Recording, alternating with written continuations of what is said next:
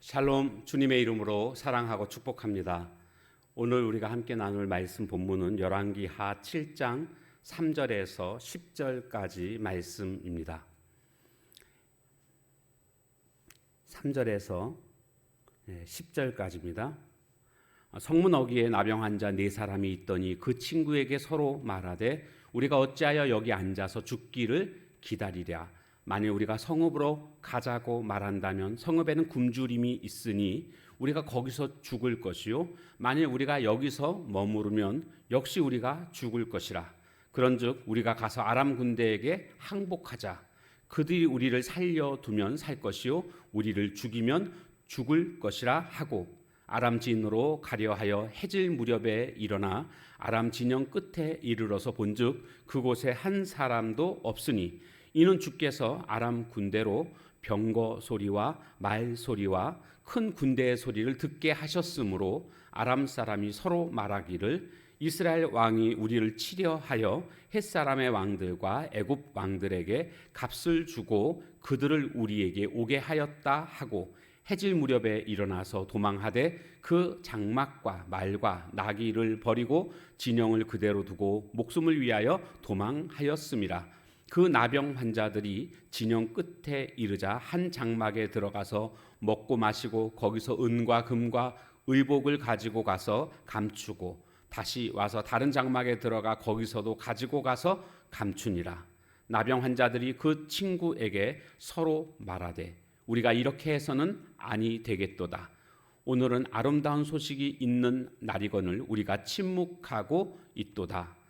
만일 밝은 아침까지 기다리면 벌이 우리에게 미칠지니 이제 떠나 왕궁에 가서 알리자 하고 가서 성읍 문지기를 불러 그들에게 말하여 이르되 우리가 아람진에 이르러서 보니 거기에 한 사람도 없고 사람의 소리도 없고 오직 말과 나귀만 매여 있고 장막들이 그대로 있더이다 하는지라. 아멘.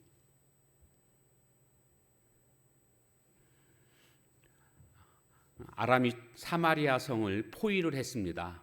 그래서 사마리아 성에서는 먹을 것이 없어서 굶주렸는데 그 정도가 어느 정도인가 보니까 자녀를 잡아먹는, 아들을 잡아먹는 이런 일까지 벌어질 만큼 아주 참혹한 모습이 사마리아 성의 모습이었습니다.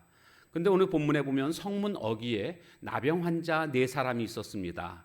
여기 성문 어귀라는 뜻은 사마리아 성 안이 아니고 사마리아 성 밖을 의미합니다.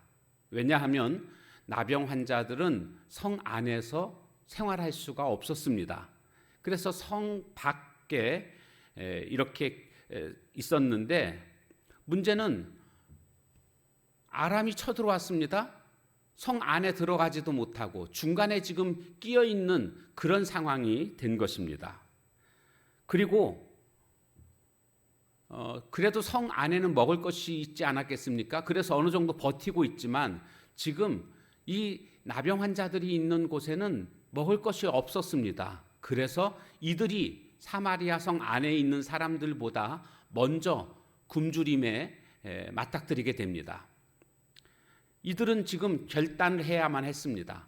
성 안에 들어갈 것인지 아니면 아람 군대에 항복할 것인지. 그런데 생각해 보면 성 안에 들어가봤자 지금 그곳에도 굶어 죽고 있는 형편이지 않습니까? 그러니까 들어가봤자 먹을 것이 없다. 물론 들어가기도 어렵습니다. 들여보낼 것 같으면 벌써 들여보냈겠죠. 그러나 문을 열어주지 않고 들어갈 수도 없는 상황이거니와 설사 들어간다 할지라도 굶어 죽을 것이 분명했습니다. 그래서 이 4 나병 환자는 차라리 아람 군대에 항복하자.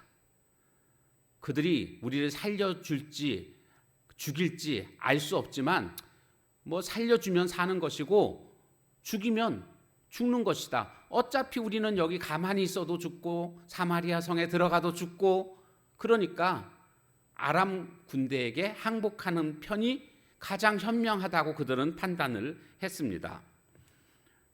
그래서 그들은 아람에 항복하러 가게 됩니다. 여기서 그들의 그 비장한 말을 우리는 듣게 되죠. 살려주면 사는 것이고 죽이면 죽는 것이다. 우리에게는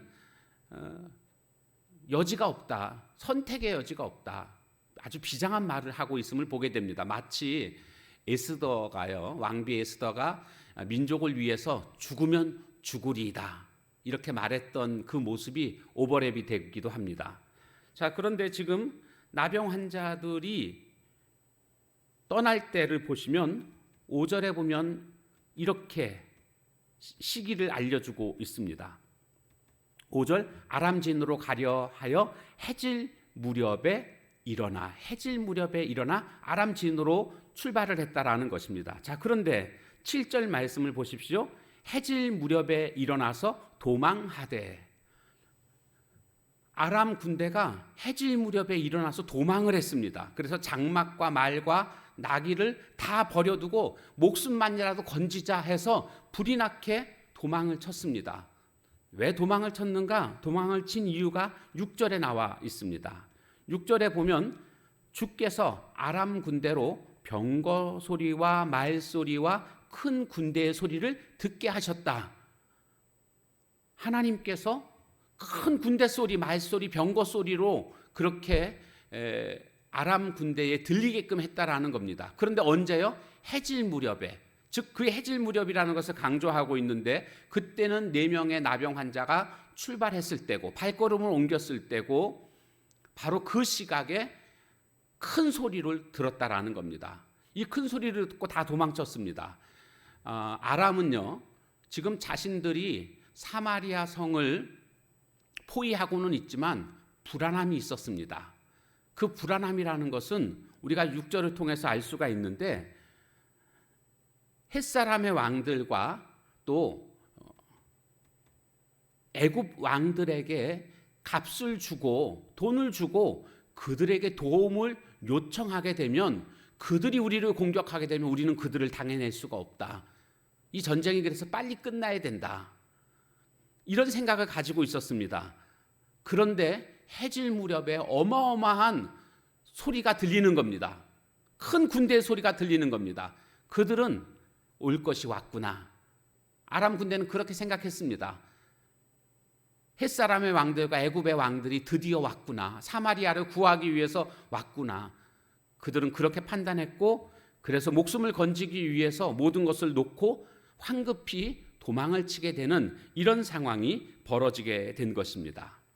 우리는 여기에서 해질 무렵에 이 소리가 들렸다. 주께서 그렇게 하셨다. 그리고 나병 환자들이 발걸음을 옮긴 그때가 해질 무렵이었다라는 것을 일부러 강조해서 지금 우리에게 소개해주고 있는 것을 볼 수가 있습니다. 그러니까 이 모든 것들은 하나님께서 행하셨다라는 겁니다. 하나님의 행하심은 참으로 신기하다라는 것을 깨닫게 됩니다. 나병 환자들의 그 4명의 발자국 소리를 천군만마의 소리로 바꾸셨다라는 겁니다. 그 이유는 뭐겠습니까? 지금 사마리아 성에 있는 사람들을 구원하시기 위해서 엘리사 선지자의 예언이 그대로 이루어지도록 하기 위해서 하나님께서는 구원의 역사를 이루시는데 아주 놀라운 능력으로 지금 역사하시고 있다는 것을 알 수가 있습니다. 하나님의 역사는 이처럼 무엇을 통해서 시작될지 예측할 수가 없습니다. 하나님의 역사를 알 만한 사람들이 누가 있겠습니까? 누가 감히 하나님의 역사를 알 수가 있겠습니까? 왜 그런가 하면 이사야서 55장 8절에 보면, 이는 내 생각이 너희 생각과 다르며 내 길은 너희의 길과 다름이니라, 여호와의 말씀이니라, 이렇게 말씀하고 있습니다. 그러니까 우리가 하나님의 생각을 다 읽는다는 것은 사실 불가능합니다. 분명한 것은 우리의 생각을 뛰어넘는, 상상조차 할 수 없는 그런 방법들로 하나님은 역사하시는 하나님이시다라는 겁니다. 이 하나님의 역사 앞에 우리는 경외감을 가질 수밖에 없을 것입니다. 이 4명의 나병 환자가 아람 진영에 와 보니까 사람들이 하나도 없는 겁니다. 지금 굶어 죽을 판이었기 때문에 그들은 먼저 장막에 들어가서 먹고 마시고 허기진 배를 채웠습니다. 그리고 거기에 있는 금과 은, 의복들을 감추었습니다. 그리고 또 감췄습니다. 그런데 이들 마음속에 어떤 생각이 들었냐 하면 지금 사마리아 성은 굶주려서 사람들이 죽어가고 있지 않습니까? 그러니까 지금 이 사실을 우리는 빨리 알려야 되겠다. 내일 아침까지도 기다릴 수 없다. 지금 이 밤에도 죽어가는 사람들이 있으니까 지금 당장 우리는 그들에게 이 사실을 알려야 되겠다. 그들은 이렇게 서로 마음이 하나가 됐습니다. 그래서 밤중이지만 그들은 달려갑니다. 그런데 그들의 마음 상태를 한번 보시면 9절에 보면 그들이 이렇게 말합니다. 친구에게 서로 말하되 우리가 이렇게 해서는 아니 되겠도다. 오늘날 아름다운 소식이 있는 날이거늘 우리가 침묵하고 있도다. 지금 이 놀라운 소식을 전하지 않고 지금 침묵하고 있다. 만일 밝은 아침까지 기다리면 벌이 우리에게 미칠지니, 아침까지 기다려서는 우리가 벌 받는다. 이건 당장 이 밤에 알려줘야 된다. 이렇게 지금 그들이 말하고 있습니다. 이 꼭 바울 사도의 고백도 이런 고백이 있거든요. 고린도 전서 9장 16절에 가보면 내가 복음을 전할지라도 자랑할 것이 없음은 내가 부득불할 일임이라. 만일 복음을 전하지 아니하면 내게 화가 있을 것이로다. 이런 고백을 하고 있습니다. 지금 이 나병 환자들의 고백과 거의 흡사한 고백이라고 할 수가 있지 않겠습니까? 그래서 이들이 그 밤에 사마리아 성으로 가서 문지기한테 이 상황들을 다 이야기를 해줬다라는 것이 오늘 본문의 내용입니다. 사실 이 4명의 나병 환자는요, 사마리아 성으로부터 쫓겨난 자들입니다. 추방된 자들입니다. 그들에 대해서 결코 좋은 감정을 가질 수 없는 상황입니다. 그러나 그들은 그럼에도 불구하고 이 소식은 알려야 되겠다. 수많은 죄 없는 사람들이 다 지금 굶어 죽고 있기 때문에 우리는 이 소식을 알려야만 한다라는 어떤 부담감을 가진 겁니다. 우리들만 먹고 살 수는 없다. 이 소식을 알려서 그들도 살아야 된다. 이런 부담감, 저는 이것을 거룩한 부담감이다 이렇게 말하고 싶습니다. 거룩한 부담감. 지금 이 소식은요, 사마리아 성에 있는 사람들에게 있어서 복음입니다. 복음. 복된 소리라는 겁니다. 오늘 우리가 가지고 있는 예수 그리스도를 믿기만 하면, 즉 십자가 부활을 믿기만 하면 누구든지 다 구원받는다라는 이것도 역시 복음 아닙니까? 이걸 우리가 전해야 될 줄로 믿습니다.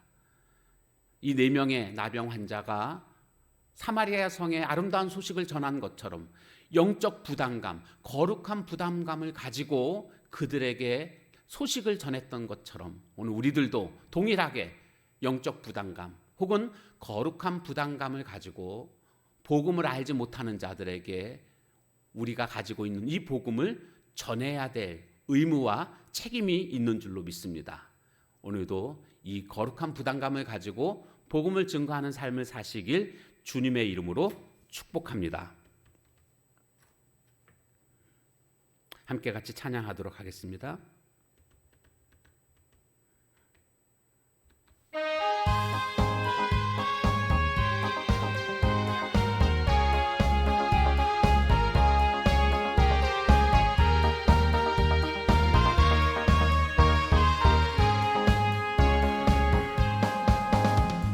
갈릴리 마을 그 숲속에서 주님 그 11 제자 다시 만나시사 마지막 그들에게 부탁하시기를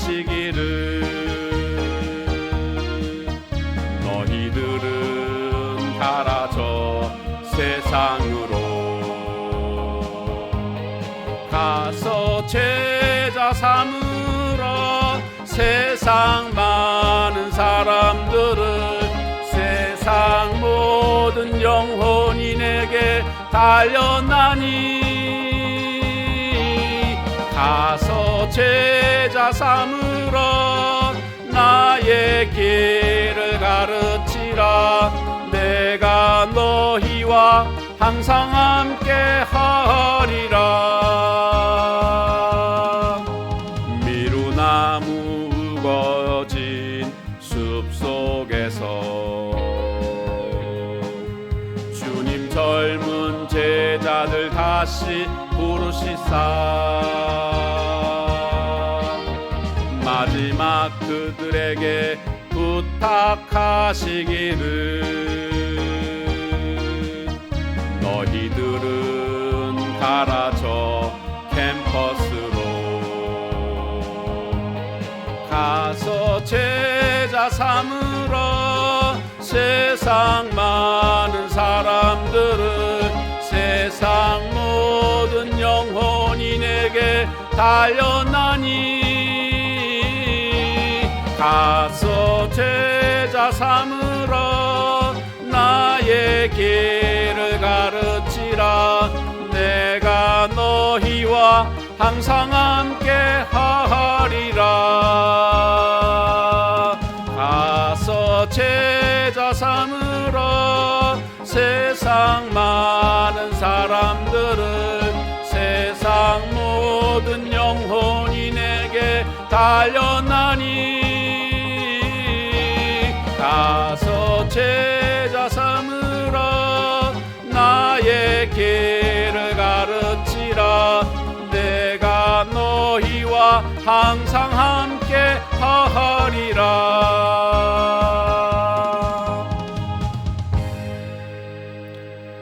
기도하겠습니다. 하나님 감사합니다. 하나님께서는 정말 놀라운 능력으로 우리가 감히 생각하지 못할 그런 방법들로 하나님의 역사를 이루시는 모습을 우리가 보았습니다.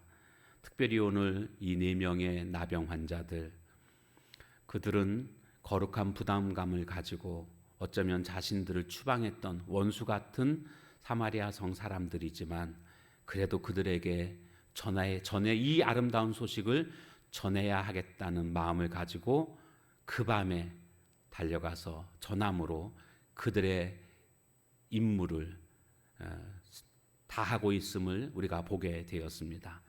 오늘 우리들도 아름다운 소식 복음을 가진 자로서 이 복음을 믿지 않는 자들에게 전할 수 있는 그런 거룩한 부담감을 가지고 살아가는 우리 모두가 되게 하옵소서. 예수님의 이름으로 감사하며 간절히 기도하옵나이다. 아멘. 주신 말씀 붙들고 같이 기도하는 시간 갖도록 하겠습니다.